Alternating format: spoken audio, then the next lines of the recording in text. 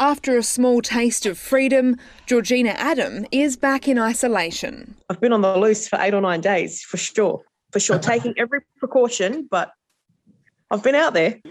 Ms Adam is one of 10 South Australians sent into another 14 days of quarantine because her first stint was on the same floor of the Playford hotel as a Melbourne man who tested positive after he was released. If it's to keep the more vulnerable people in our community safe, yeah, I'll quarantine for a week. I don't mind if it's peace of mind for the other 1.5 million Adelaideans out there. Yeah, I don't mind.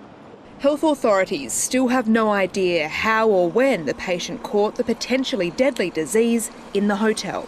There is nothing that has come out of that investigation that gives us an explanation about how the person who returned to Victoria could have got infected.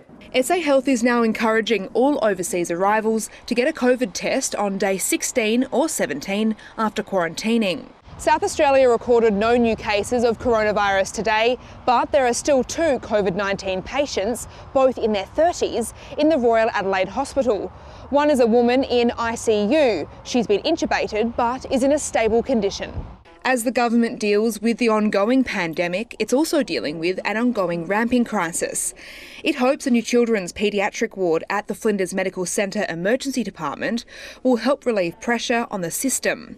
The under-the-sea-themed 13-bed ward is admitting patients from today. But according to an SA Health blueprint, overall bed capacity in the hospital's ED will reduce. The Health Minister facing questions in Parliament.